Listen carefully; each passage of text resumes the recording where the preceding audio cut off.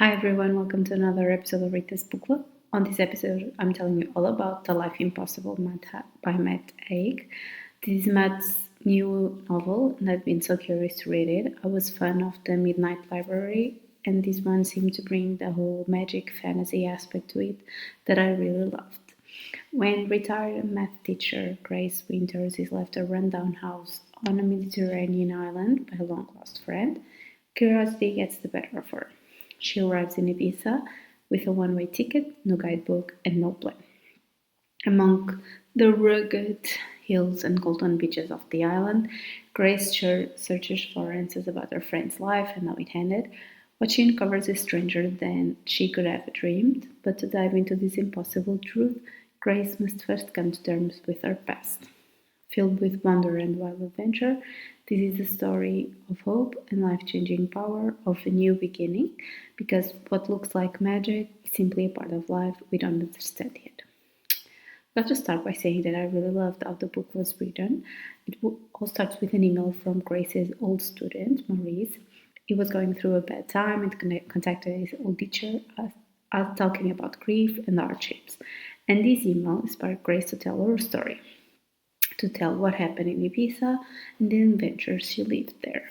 So basically, we are reading Grace's book about what happened from her perspective. I really like that. I think it was such a creative way to tell this story because it isn't an easy one and it has fantastical elements to it, a bit unbelievable. But by including this sense of closeness with Maurice, Grace's student, we are able to get involved in the story and the connection between these two.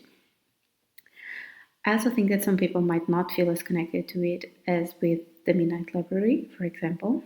But personally, this book had so much depth to it and dealt with such a strong dilemma between grief and guilt that I was blown away by how the author was able to create this double feeling in Grace that so many of us might feel in our lifetime. And I also love how, in order to reach her full potential, she had to let go of the past and to forgive herself. But I think that I'm jumping the gun here, so let me just say that this lady's story wasn't an easy one.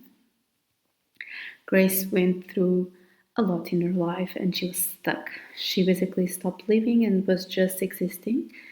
And getting this house in Ibiza and embarking on this journey helped her feel alive again and to have once again joy in living, a purpose. Also, some of the most emotional scenes were actually the ones where Grace let go of her guilt with her son's Daniel death and her betrayal to her husband. Those scenes just left me sobbing because they had such a big impact in me. It makes one think about their own grief, and if you had the chance to see your lost loved ones once again, what would you do or say?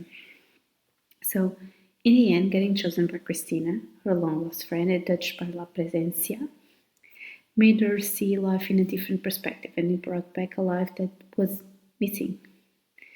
Even the will to help people and animals to have real impact and connection with others. The whole fantastical plot was very well worked by the author, and I was so engaged with it. I wanted to know who was trying to hurt them and the nature. It really was a great metaphor for what is happening with our environment. Also, gotta say that I really love the friendships with Alberto and Marta. These three created in such a short time a beautiful family that really had an impact in each other's lives. I love when characters meet people along the way that are so different from them but become so important. Honestly, Matt Haig is quickly becoming one of my favorite authors, and I will definitely keep checking out his novels. They are always filled with honest and impactful stories that really make us think with some kind of magic dash that make them unforgettable. As always, if you like this video, please like, comment, and subscribe to my channel. You can also follow me on Instagram at ritasbookclub for more content. Thanks for watching and see you next week. Happy readings.